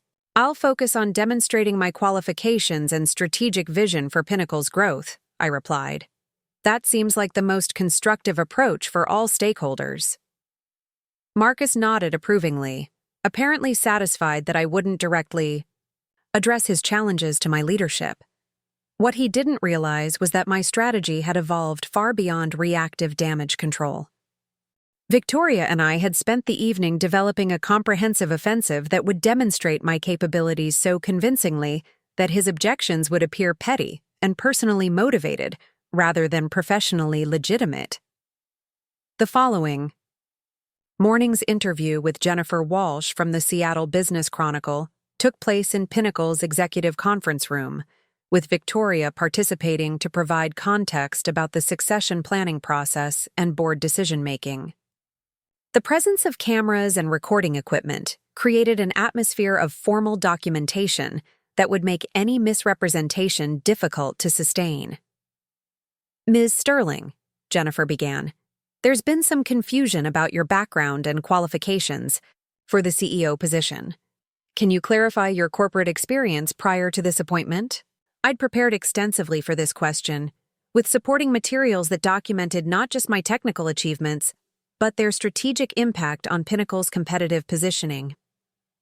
I founded Synapse AI in 2019 and served as CEO for 3 years, growing the company from initial concept to successful acquisition by Pinnacle Technologies. During that period, I managed all aspects of corporate operations, including product development, market strategy, client relations, and team leadership. I activated the presentation display to show detailed metrics about my company's growth, trajectory, and financial performance. Synapse AI's artificial intelligence platform now generates over 40% of Pinnacle's revenue and has enabled expansion into markets that weren't accessible with our previous technology capabilities. The acquisition wasn't simply a technology purchase, but a strategic integration that positioned Pinnacle as a leader in enterprise AI solutions. Jennifer Walsh was taking detailed notes as I continued with specific examples of strategic decision-making and leadership challenges I'd navigated during my entrepreneurial experience. Prior to founding Synapse AI, I spent 2 years in technical consulting with major corporations, helping optimize their data analysis capabilities and implement machine learning solutions. My master's degree in computer science from the University of Washington included specialized focus on AI applications in business environments. Victoria added crucial context about the board's succession planning process that directly countered the narrative Marcus had been promoting. Amanda's appointment wasn't an impulsive decision or symbolic gesture, she explained. The board has been evaluating potential successors for 8 months, using rigorous criteria that emphasized both technical expertise and strategic leadership capability. She opened her own materials to display the evaluation framework that had guided their decision-making. We assessed internal and external candidates across multiple dimensions, including technical competence, strategic thinking, communication skills, and cultural fit. Amanda's performance exceeded expectations in every category, particularly her ability to translate complex technical concepts into strategic business value. The interview continued for nearly an hour, covering my vision for Pinnacle's future, development, my approach to team leadership and corporate culture, and my strategic plans for expanding our AI capabilities into new markets. By the conclusion, Jennifer Walsh's questions had shifted from skepticism about my qualifications to genuine interest in my innovative approaches to technology leadership. "One final question," she said as we wrapped up the formal interview. "How do you respond to suggestions that your appointment creates conflicts of interest due to your marriage to a Pinnacle employee?" I'd anticipated this question and prepared a response that addressed the substance while avoiding defensive positioning. Spousal employment relationships are common in corporate environments and are managed routinely through standard disclosure and oversight procedures. Pinnacle has clear policies for addressing potential conflicts of interest that ensure objective decision-making while maintaining professional relationships. I paused before adding, "More importantly, my appointment was based on documented performance and strategic capability rather than personal relationships. The board's evaluation focused on my qualifications for advancing Pinnacle's technology, leadership, not on my family connections." Victoria reinforced this point with additional context about corporate governance standards and industry best practices for managing employee relationships. As the interview concluded and equipment was being packed away, Jennifer Walsh approached me with a comment that confirmed the effectiveness of our strategic response. "I have to say, the briefing I received about your background was significantly different from what you've documented today. Someone provided information that seems to have been either outdated or deliberately misleading." The confirmation that Marcus had been actively briefing media contacts with negative information about my qualifications was both disturbing and strategically useful. His campaign was leaving traceable evidence that could be used to demonstrate the coordinated nature of his opposition to my leadership Elena approached with an update that shifted our attention to the next phase of our response strategy. Ms. Sterling, the client calls are arranged for this afternoon. Microsoft, Amazon, and Boeing have all confirmed participation in the conference. Sessions to discuss strategic initiatives under your leadership. The client communications represented the most crucial element of our counteroffensive. These were major accounts that generated substantial revenue for Pinnacle, and whose confidence in our leadership directly impacted our market position. Have there been any expressions of concern about the leadership transition from existing clients? I asked. Elena's expression suggested some complications. 2 smaller accounts have inquired about operational stability during the transition period. The questions seem to reflect information they received from external sources rather than direct observation of company performance. More evidence of Marcus's broad-based campaign to undermine confidence in my appointment. He was leveraging his industry contacts to seed doubts among clients and business partners, creating external pressure that could affect Pinnacle's revenue and market position. We need to get ahead of this narrative before it spreads to additional accounts, Victoria said. Client confidence is essential for maintaining our competitive position during any leadership transition.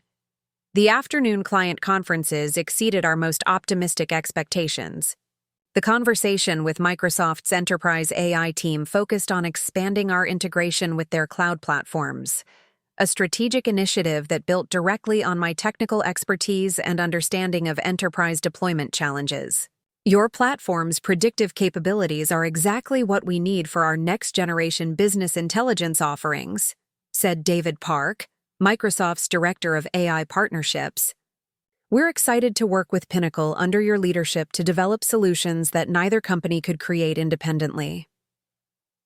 The Amazon call focused on supply chain optimization applications that could leverage my AI algorithms to predict inventory demands and shipping logistics with unprecedented accuracy. We've been hoping to find a technology partner who understands both the technical requirements and the business implications of predictive analytics in complex distribution environments, explained Sarah Chen, Amazon's Vice President of Operations Technology. Your background suggests you're uniquely qualified to help us develop solutions that create competitive advantages. Boeing's interest centered on predictive maintenance applications for aircraft systems, using machine learning to identify potential equipment failures before they occurred. The aviation industry requires technology partners who understand that innovation must be balanced with reliability and safety, noted James Rodriguez, Boeing's Chief Technology Officer. Your approach to AI development demonstrates exactly the kind of strategic thinking we need. Each conversation reinforced not only my technical qualifications, but my understanding of enterprise challenges and strategic business requirements. These weren't courtesy calls to introduce a new executive, but substantive discussions about expansion opportunities that would generate millions of dollars in additional revenue. By the end of the afternoon, we had secured preliminary agreements for 3 major strategic initiatives that would position Pinnacle for significant growth while demonstrating my capability to develop and manage complex business relationships. Elena appeared with another development that marked a turning point in our conflict with Marcus's campaign. Ms. Sterling, I've received a call from Robert Chen at Montgomery & Associates. He's requested a meeting to discuss what he termed resolution of workplace concerns related to recent personnel matters. Victoria's expression hardened as she recognized the implications. Marcus's attorneys are proposing settlement negotiations. That suggests they're concerned about the strength of their position and want to resolve the situation before it proceeds to formal review. The timing was revealing. Less than 24 hours after beginning their legal and public relations campaign, Marcus's team was already seeking negotiated resolution rather than pursuing their allegations through established procedures. What kind of settlement would they likely propose? I asked. Victoria's experience with corporate disputes provided valuable context. Probably a face-saving arrangement where Marcus withdraws his complaints in exchange for some form of consideration. Possibly a promotion or transfer that removes him from your direct authority while allowing him to claim victory. The suggestion that Marcus might be willing to settle confirmed what I'd suspected about the strength of his position. His allegations about conflicts of interest and corporate governance were procedurally disruptive but substantively weak, designed to create pressure for negotiated resolution rather than to survive rigorous evaluation. I'm not interested in settlements that validate his approach or reward his systematic campaign to undermine my appointment, I said. His allegations should be evaluated on their merits through standard procedures. Catherine Walsh arrived with an analysis that supported this strategic decision. I've completed my review of Marcus's performance record and internal communications over the past 6 months. The evidence suggests a pattern of behavior that undermines your conclusion about his motives. She opened a confidential file containing documented incidents that painted a disturbing picture of systematic misconduct. Marcus has been misrepresenting your role in technology development during client meetings, taking credit for strategic insights that originated from your analysis, and actively discouraging other employees from engaging directly with you about technical matters. The documentation revealed the scope of Marcus's campaign extended far beyond recent events. He had been systematically positioning himself as the primary liaison to my innovations while undermining my direct relationships with colleagues and clients. Most significantly, Catherine continued, his communications with external contacts about your appointment began over 3 weeks ago, before Victoria's announcement and before he could have known about the board's decision through legitimate channels. The implication was staggering. Marcus had been preparing his opposition campaign based on speculation or inside information about succession planning that he shouldn't have possessed. How could he have known about the potential appointment before the official announcement? I asked. Victoria's expression suggested she'd been considering the same question. Board deliberations about succession planning were confidential, limited to directors and senior legal counsel. If Marcus had advance knowledge, it would indicate either a security breach or unauthorized access to privileged information. Elena's investigation had uncovered additional evidence that confirmed the premeditated nature of Marcus's actions. I've reviewed calendar records and communication logs that show Marcus scheduled meetings with media contacts and legal advisors before the CEO announcement. He was clearly preparing his response strategy in advance. The revelation transformed our understanding of what we were dealing with. Marcus hadn't been reacting spontaneously to my appointment, but had been implementing a sophisticated plan to prevent or undermine my succession to corporate leadership. This changes the strategic framework completely, Victoria said. Marcus's actions weren't legitimate corporate governance concerns, but calculated interference with board decision-making and deliberate sabotage of company operations. Catherine nodded in agreement. His behavior constitutes serious violations of employee conduct standards and potentially actionable interference with corporate governance. The evidence supports disciplinary measures up to and including termination. The power dynamic had shifted dramatically. Instead of defending against Marcus's allegations about my qualifications, we now possessed documented evidence of his misconduct and systematic violation of corporate policies. What's our next step? I asked, recognizing that we'd moved from reactive damage control to strategic offensive positioning. Victoria's response reflected her experience with complex corporate disputes and her understanding of how to leverage documented evidence for maximum strategic advantage. We respond to Montgomery & Associates with a comprehensive presentation of Marcus's misconduct, making it clear that any resolution discussions must address his violations of corporate policy and interference with legitimate business operations. She began outlining a strategy that would transform Marcus's attempted negotiation into an accountability process for his own actions. Simultaneously, we accelerate your public demonstration of leadership capability. The Seattle Tech Association keynote address is tomorrow, followed by the industry panel discussion on Friday. By the end of the week, your credibility will be so clearly established that Marcus's allegations become obviously motivated by personal ambition rather than corporate concern. Elena approached with news that confirmed the momentum was shifting, decisively in our favor. Ms. Sterling, I've received confirmation that the Forbes interview has been expanded into a cover story about women in technology leadership. They're particularly interested in your strategic vision for AI development and your approach to managing rapid corporate growth. The Forbes opportunity represented exactly the kind of high-profile validation that would cement my credibility within the broader business community while exposing the baseless nature of Marcus's allegations. As evening approached and I prepared for the most significant week of my professional life, I reflected on how completely the strategic landscape had changed since Marcus's initial campaign to undermine my appointment. His coordinated attack had been sophisticated and carefully planned, leveraging legal procedures, media manipulation, and internal relationship to create maximum pressure for my resignation or demotion. The strategy might have succeeded against someone without my technical expertise, entrepreneurial experience, or strategic thinking capability.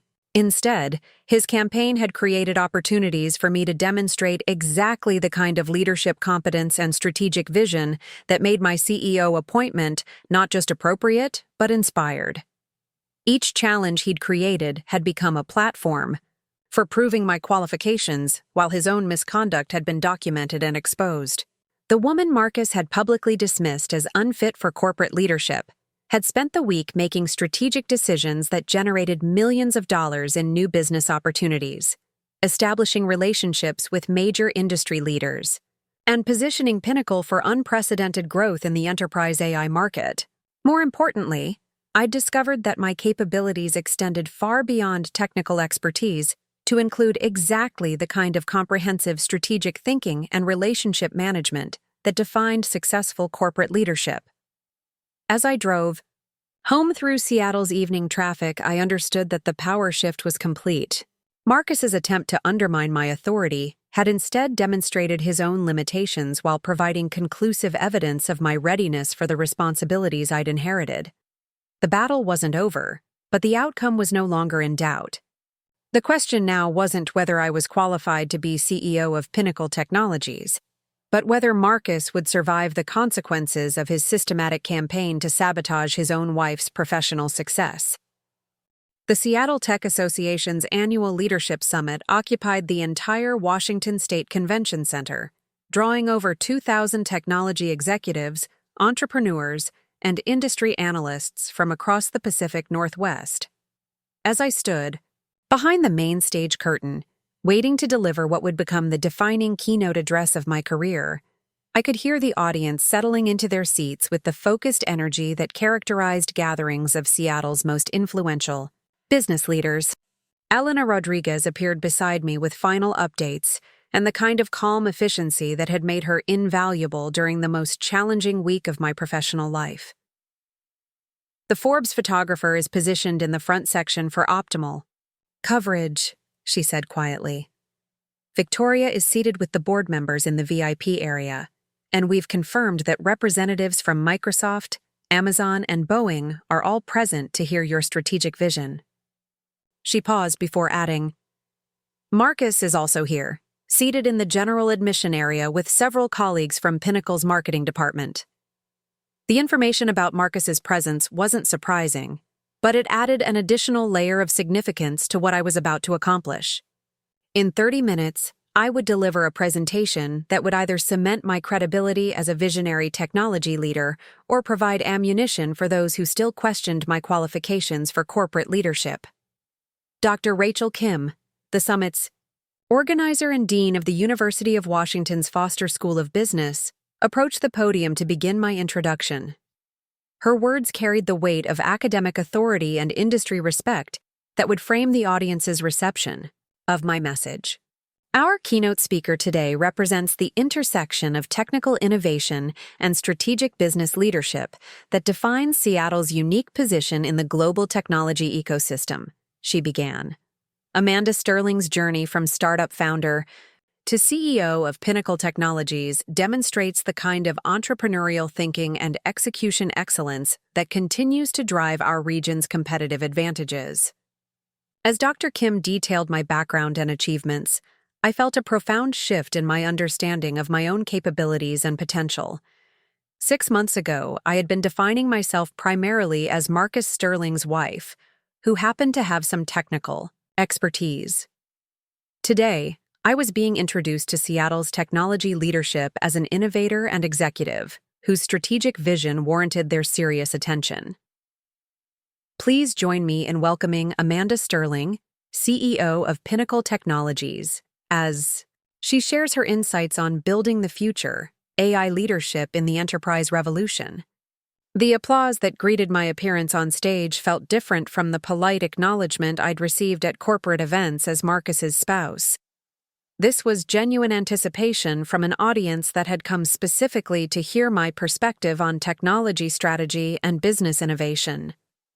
I approached the podium with the diamond earrings Marcus had suggested I wear to the dinner where this transformation began, now serving as a reminder of how completely my circumstances had changed. The woman who had been publicly humiliated as unfit for corporate leadership was about to address 2,000 of the Pacific Northwest's most successful business executives about the future of artificial intelligence in enterprise applications.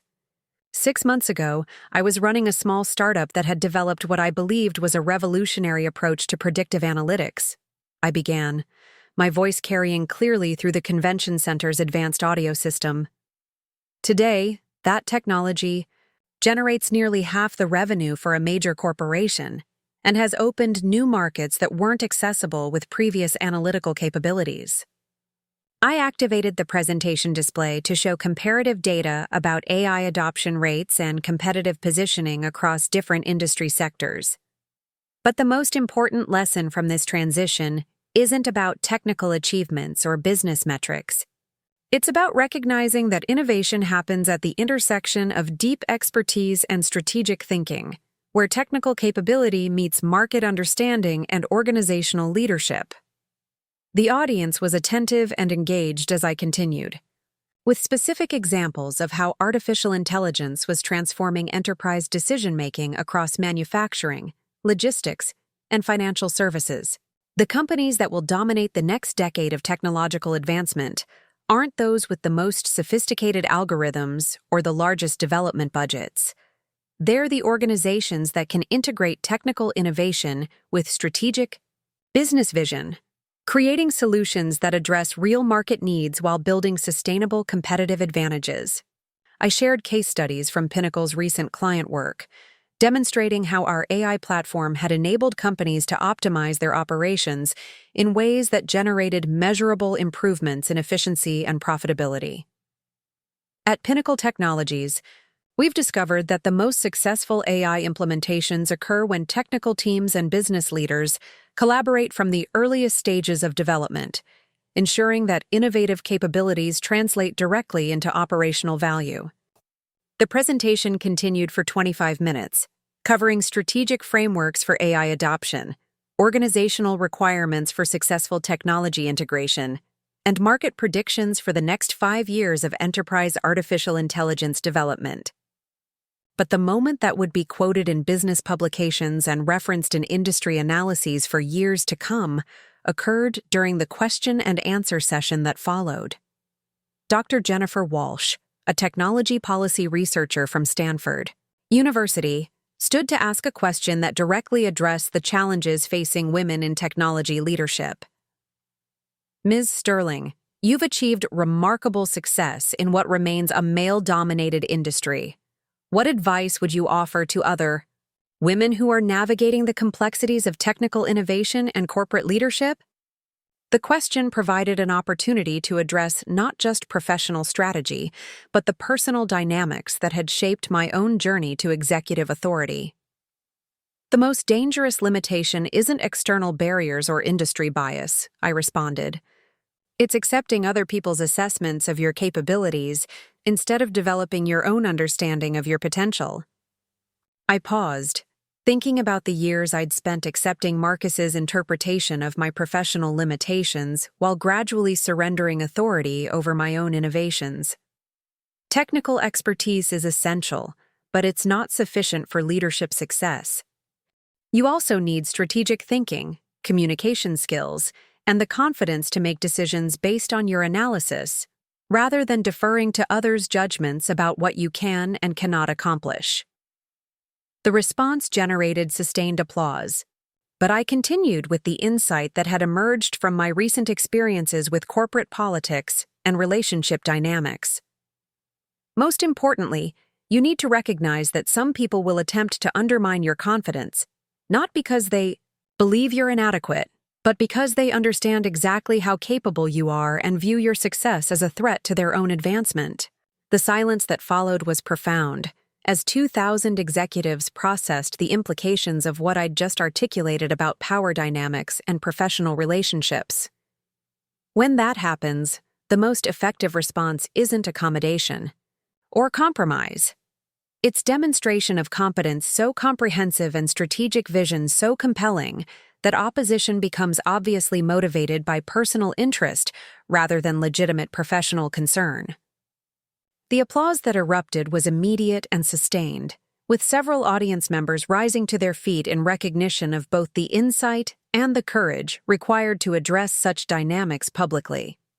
As I concluded my presentation and left the stage, I understood that something fundamental had shifted not just in my professional standing, but in my understanding of leadership and influence. The woman who had been systematically undermined and marginalized had just delivered a keynote address that would establish her as one of Seattle's most respected technology executives. Elena met me backstage with updates that confirmed the impact of what had just occurred. "The response has been extraordinary," she reported. "3 venture capital firms have requested meetings to discuss potential investment opportunities.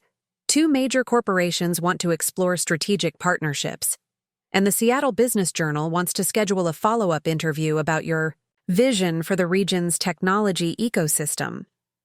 Victoria appeared with an expression of satisfaction and pride that reflected her own investment in my success. "That was exactly the kind of leadership demonstration the industry needed to see," she said. "You've positioned Pinnacle and yourself as thought leaders in enterprise AI development, while establishing credibility that extends far beyond technical expertise." As we prepared to leave the convention center, Marcus approached with an expression I'd never seen before, a combination of respect, frustration, and something that might have been genuine admiration. "That was an impressive presentation," he said, his tone lacking the condescension that had characterized his communications throughout our marriage. "I hadn't realized the scope of your strategic thinking or your capability for that level of public leadership." The acknowledgement was both gratifying and deeply sad, representing recognition that had come only after I'd achieved success, despite his systematic efforts to undermine my confidence and authority. "Thank you," I replied simply, recognizing that our conversation was being observed by dozens of industry executives who would interpret whatever they witnessed as indicative of Pinnacle's internal dynamics. Marcus hesitated before continuing with what appeared to be a prepared statement. "I've been reconsidering my position about the conflict of interest concerns and the formal complaint I filed with Human Resources.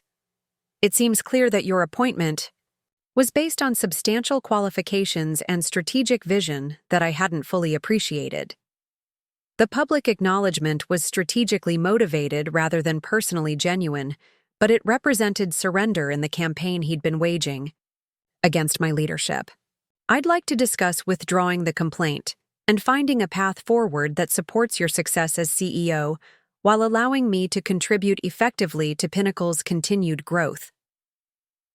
Victoria's expression suggested she was evaluating the sincerity and strategic implications of Marcus's apparent concession. "That conversation should involve our legal and human resources teams," she said diplomatically.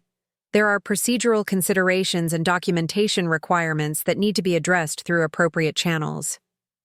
As Marcus departed with his colleagues, I realized that his public acknowledgement of my qualifications represented more than personal vindication. It was recognition from someone who had known me most intimately and had been most invested in limiting my potential that I possessed capabilities he hadn't been willing or able to recognize. The following week brought a series of developments, that confirmed the transformation in both my professional standing and personal circumstances. The Forbes cover story, titled "The New Architects: Women Building the Future of Enterprise AI," featured a photograph of me in Pinnacle's executive conference room overlooking Elliott Bay, with accompanying analysis that positioned me among the most influential technology leaders in the Pacific Northwest.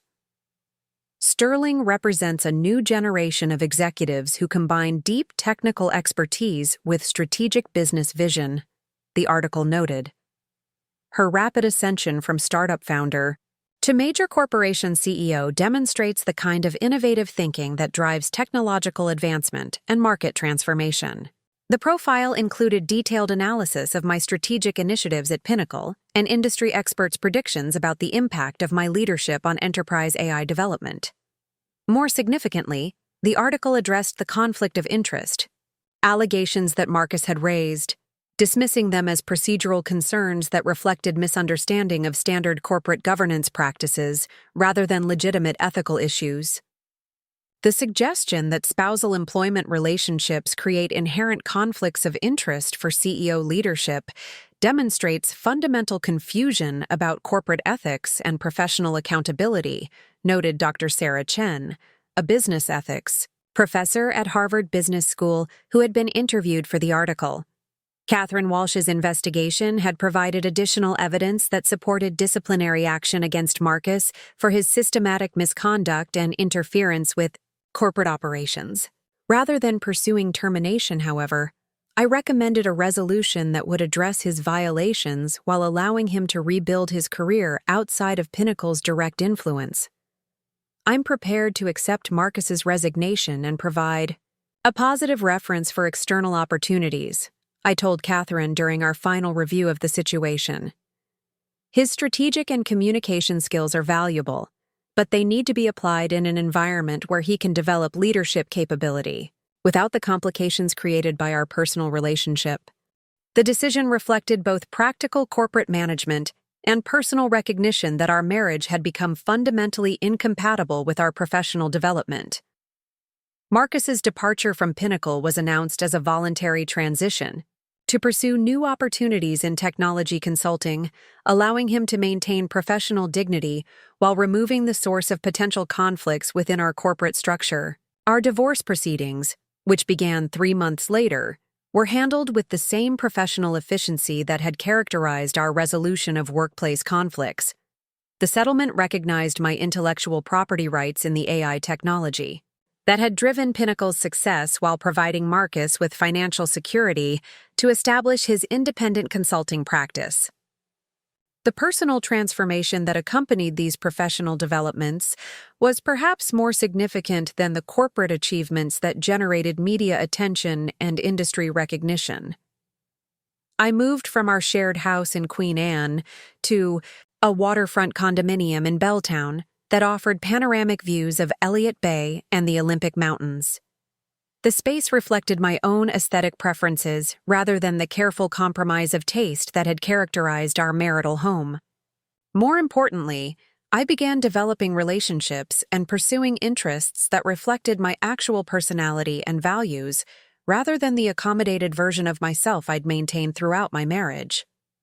6 months after the dinner where Marcus had publicly dismissed me as unfit for corporate leadership, I stood before Pinnacle's board of directors to present our annual strategic plan and financial projections for the coming fiscal year.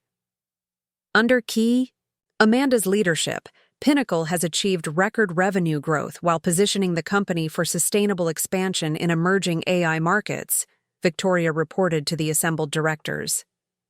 The strategic initiatives she's implemented have generated new business relationships worth over $50 million in contracted revenue. James Parker, who had initially been skeptical of my technical capabilities, offered additional context about our product development achievements. The AI platform enhancements under Amanda's direction have exceeded all performance projections, while opening new market opportunities we hadn't previously considered accessible. Catherine Walsh provided updates on organizational development and employee satisfaction metrics that demonstrated the positive impact of my leadership approach on company culture and team effectiveness. Employee engagement scores have reached all-time highs, with particular improvements in technical team collaboration and strategic communication across departments.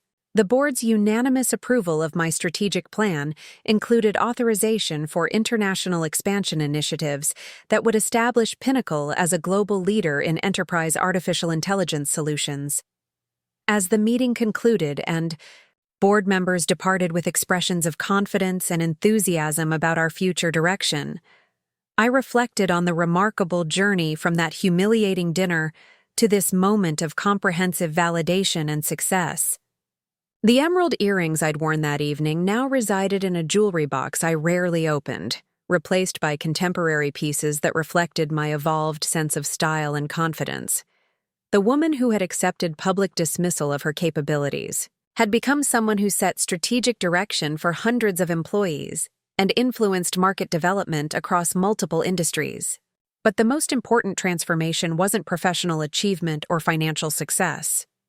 It was the recognition that I possessed not just technical expertise, but comprehensive leadership capability that had been systematically obscured through years of accommodation and compromise. Elena appeared in my office doorway as I prepared to leave for the evening, carrying the kind of satisfied expression that had become characteristic during our months of working together. The Wall Street Journal wants to schedule an interview about your approach to corporate leadership and strategic innovation, she reported. And MIT has invited you to deliver the commencement address at their Graduate School of Engineering. The opportunities represented recognition that extended far beyond Pinnacle's immediate business interests to acknowledgement of my contributions to broader conversations about technology leadership and organizational innovation. As I gathered my materials and prepared to drive home to an evening that would be entirely my own, I understood that the transformation was complete. The woman Marcus had characterized as inadequate for corporate challenges had become one of Seattle's most influential business leaders, while demonstrating that authentic success required not accommodation to others' limitations, but commitment to developing and expressing one's full potential. The city lights reflected off Elliott Bay as I drove through downtown Seattle, past the convention center where I'd delivered the keynote address that established my credibility, past the Emerald City Club where the confrontation had begun, toward a future that was entirely of my own creation. The journey from humiliation to triumph had revealed not just my professional capabilities, but the fundamental truth that the most dangerous boundaries are those we accept, rather than those imposed upon us. Breaking free from others' assessments of our limitations requires not just courage, but the strategic thinking and persistent execution that transform possibility into reality. Up next, you've got 2 more standout stories right on your screen. If this one hit the mark, you won't want to pass these up. Just click and check them out.